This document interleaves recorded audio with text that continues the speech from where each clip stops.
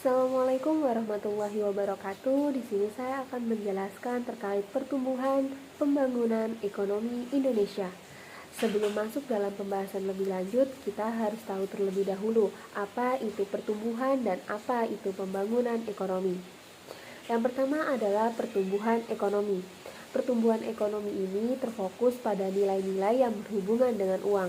Indikatornya terlihat dari kenaikan perekonomian negara yang berkelanjutan pada periode tertentu. Sedangkan pembangunan ekonomi ini proses peningkatan kesejahteraan masyarakat. Konsepnya lebih luas lagi dari pertumbuhan ekonomi, karena dalam pertumbuhan ekonomi ini juga dibahas apakah dengan meningkatnya perekonomian masyarakat Indonesia ini sejahtera, aman, damai, dan sentosa. Apakah pendapatan per kapita bisa menggambarkan kemakmuran suatu negara?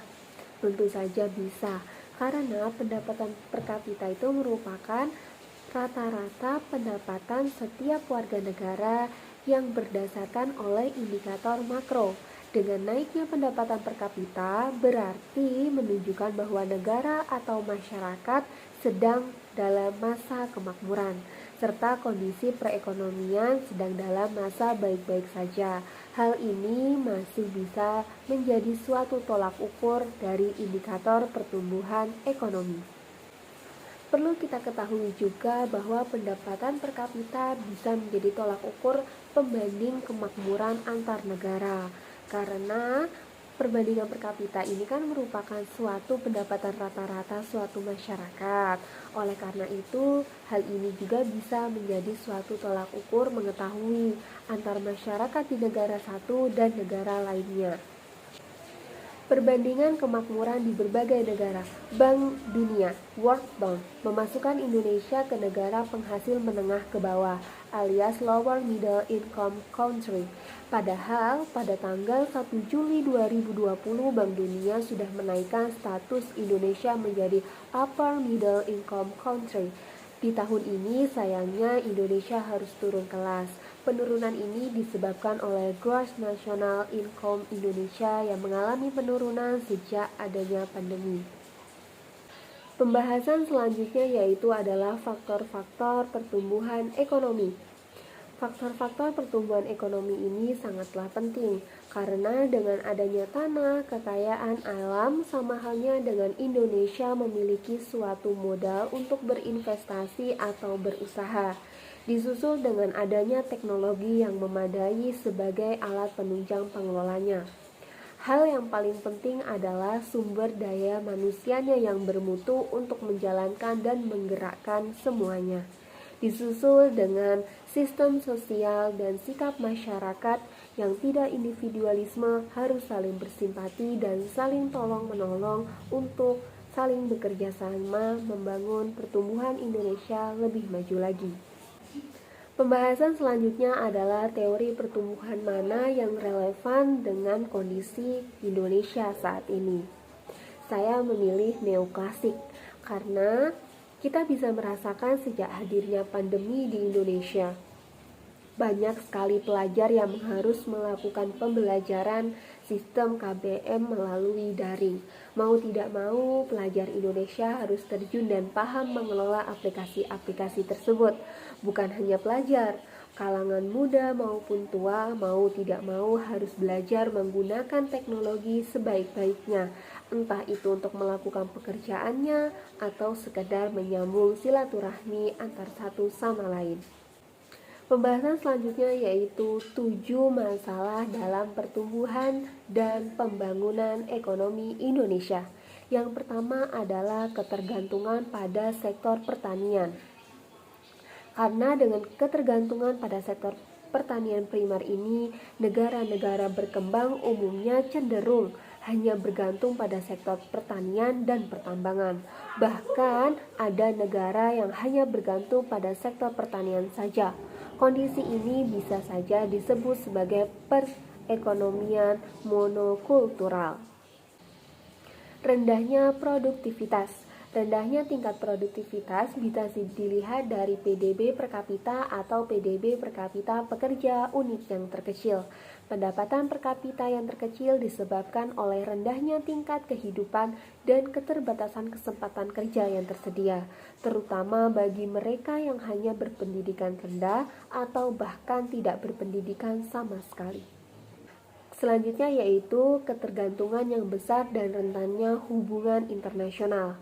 Kondisi perekonomian negara berkembang cenderung dipengaruhi oleh kondisi perekonomian negara di sekitarnya, terutama negara maju. Hal ini terjadi karena lemahnya permintaan domestik yang sangat mengandalkan pasar ekspor, apalagi barang-barang yang diekspor adalah barang-barang primer. Selanjutnya adalah tingginya tingkat pengangguran. Tidak bisa dipungkiri bahwa negara berkembang memiliki banyak sekali pengangguran.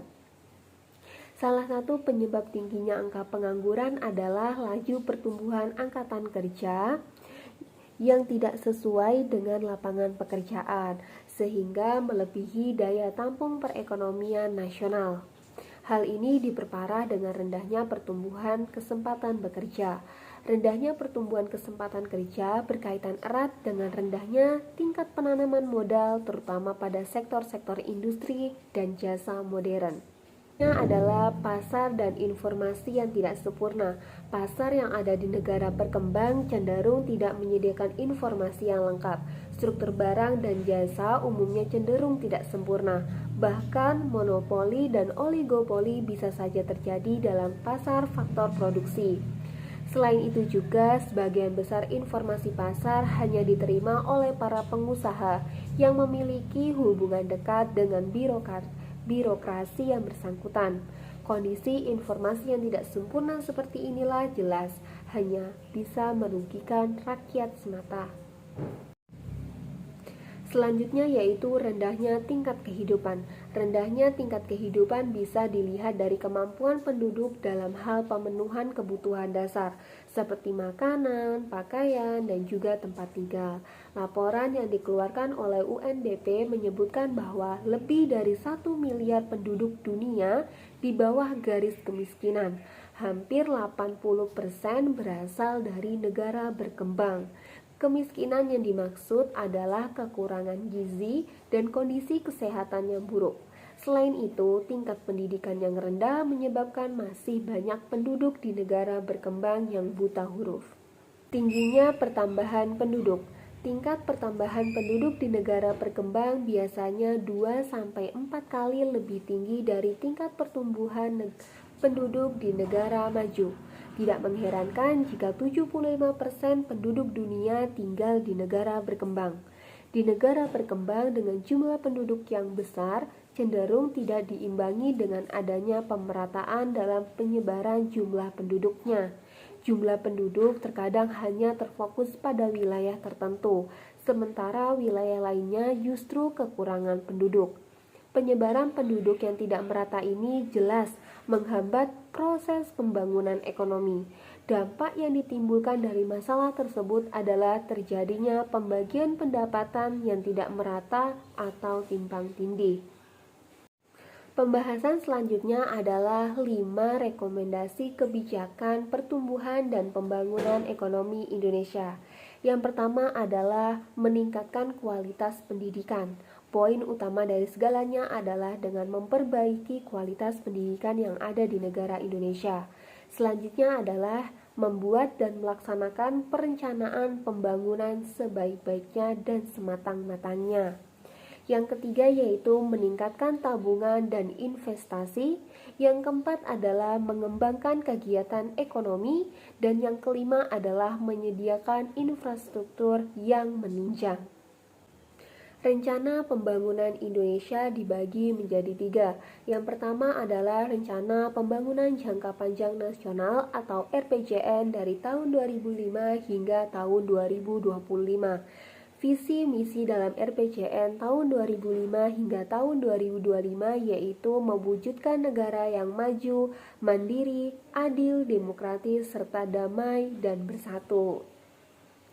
Jika dilihat dari kondisi sekarang tentunya masih dalam tahap pemrosesan untuk menuju negara yang maju, mandiri, adil, demokratis, serta damai dan bersatu. sehingga kita belum bisa menilai apakah berhasil atau tidaknya hingga pada tahun 2025. Selanjutnya adalah Rencana Pembangunan Jangka Menengah Nasional tahun 2010 hingga tahun 2014. Jadi dalam RPJMN ini terdapat dua indikator. Indikator yang pertama adalah persyaratan dan kebijakan investasi dana pembangunan nasional dan pemanfaatannya. Dalam Global Competitive Report tahun 2015 sampai tahun 2016 yang disusun oleh World Economic Forum, Indonesia menempati urutan ke-62 dari 140 negara dalam hal pembangunan infrastrukturnya. Peringkat ini terdapat dalam tahap di standar rata-rata, namun justru menyebabkan beberapa masalah dan perekonomian Indonesia. Jadi dapat dikatakan dalam rencana pembangunan jangka menengah pada indikator pertama yaitu persyaratan dan kebijakan investasi dana pembangunan nasional dan pemanfaatannya, Indonesia belum berhasil. Indikator kedua yaitu peran kerjasama pemerintah dengan swasta KPS dalam pembangunan ekonomi nasional. Kerjasama pemerintah swasta atau KPS telah banyak diimplementasikan untuk mendukung penyediaan infrastruktur negara Indonesia. Banyak negara mengaplikasikan KPS dengan beberapa pertimbangan, mulai dari akibat keterbatasan anggaran yang dimiliki oleh pemerintah hingga dipandangnya pihak swasta lebih profesional dalam pengelolaan infrastrukturnya. Salah satunya adalah air minum. Air minum sebagai salah satu infrastruktur dasar mendukung langsung pembangunan, justru memiliki keterlibatan pihak swasta dibandingkan sektor yang lain.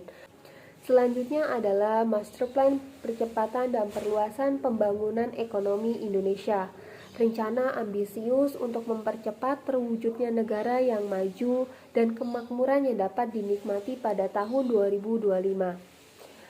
MP3AE ini dibuat oleh pemerintahan Bapak Susilo Bambang Yudhoyono pada tahun 2000, masa pemerintahan 2004 hingga 2014 dan diresmikan pada tahun 2011.